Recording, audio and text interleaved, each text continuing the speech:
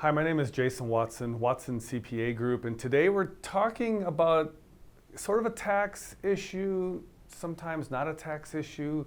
We have a lot of folks who call us up and ask about how do I fund my kids' college. Some of this stuff is coming to you as a dad. I have 3 children, and so we deal with this. They're actually 4 years separated, so we're going to deal with this in 4 or in 3 discrete things as our kids go off to college. We've launched one, we got one ready to go, and then the third kid, of course, if he makes it, he makes it, right?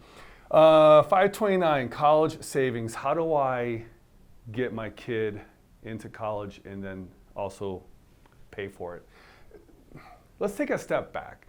Sometimes when we're having this conversation with ourselves, I believe, and again, this is Jason Watson, the father talking, I believe we're really talking about transition to adulthood when we ask, how do we fund our kids' college? Now, the transition to adulthood could be education. Unfortunately, though, not every child goes to education, and I believe you still want to help them transition out of the basement and onto their own through adulthood. Maybe you help them buy a business or start a business. Maybe you help them buy a house.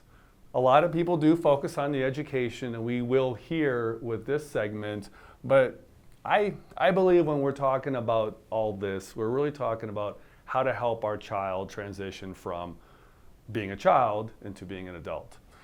Let's then focus on education, because buying a business and starting one, that's a whole nother video that we could probably talk for hours on. Buying a house, well, there you go. Budget. Let's talk about the budget with education. I believe there's a ton of hype out there that really scare the pants off of both, out of most moms and dads. You hear these articles, 200,000, 300,000. And yes, if your kid's going to Harvard, MIT, sure, they have a lot of expenses there. But let's do our own homework on the budget. If I look at a lot of in-state schools, out-of-state schools, tuition doesn't necessarily sound that bad. It's certainly high, yes, but it's not as much as what the magazine articles will tell you the whole budget is. Now, if you're paying for your child's food, if you're having to pay for their rent and tuition and spending money and all those things, yeah, maybe we are going to have a high budget. But we should probably discuss that with our child and say, hey, maybe you have a roommate, maybe you work, maybe mom and dad do some things, not all these things. So anyway, don't believe the hype. The parental guilt is huge. I'm a parent. I unfortunately succumb to parental guilt like anybody else out there. We feel like we must do this for our child, and we need to I believe again, we need to take a step back and not necessarily be detached, just maybe be more practical with how we approach funding our kids' education. The budget is a big deal, and I don't have on here, and I should probably add on here, is your child gonna work? Is your child gonna have a roommate? What's their lodging situation? And some of that is the next item, which is skin in the game. Some suggestions for you, you could say to your child, hey, look, you go ahead and take fall semester and take out a loan, do all those things. And if you do well, whatever well's defined, B or better or what have you, then mom and dad will pay that semester tuition off for you and also fund spring. Something like that. But I believe, again, Jason the dad believes that you need to have some skin in the game with your child. They need to be committed to this huge financial endeavor as much as you are. So kind of maybe design a system that forces that issue. Okay, we've done all that. Okay, we've got the budget, the parental guilt, we've kind of got that in check.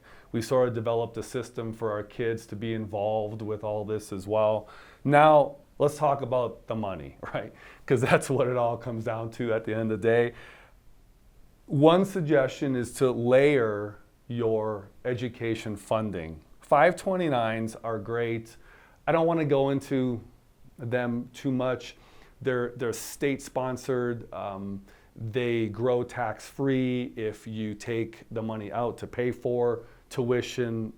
Those funds come to you tax-free as well. So there's some advantages, certainly. There's also some deductions available depending on your state, all those things. So go ahead and maybe fund some of this with 529. I like to maybe look at funding 40, 50% of the college with 529s, maybe a little bit higher. Don't forget about Roth IRAs. That's our next layer. So if you have a Roth IRA, you can pull that money out anytime. You can pull your basis out, your contributions out at any time to use for education. Plus, there are also some rules to take out your earnings to be used for higher education as well. So don't forget about Roth. What's nice about Roth is if your kid doesn't need the money, you get to keep it, okay? If your kid doesn't use the 529 funds, you can either roll it down to your grandchildren, which sounds crazy because your child's only 17 or 18 years old and you're already thinking about grandchildren. But you will take this out and have to pay some penalties if you don't use it for education. So that's why I don't like to put too much into 529s, simply because it sort of traps the money.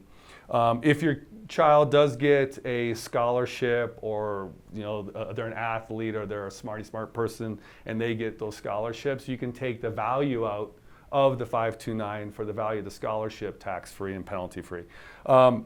Savings accounts, sometimes just good old-fashioned savings accounts is what is going to be good too, just cash.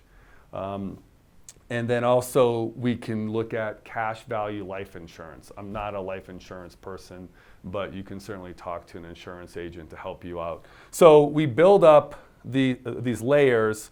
We draw from one, we deplete that. We draw from a Roth IRA, maybe deplete that, maybe not, hopefully not. Maybe look at just good old-fashioned cash savings and then use your life insurance cash value as well. Again, these are layers. A lot of these are kind of aimed here, these top three are kind of aimed to hedge your bets. You can use the money for yourself or use it for your child, okay? Don't sacrifice your golden years, your retirement funds. You don't need to put all the money that you've worked hard to save up into your child. I'm giving you permission to not sacrifice your retirement for the sake of your children.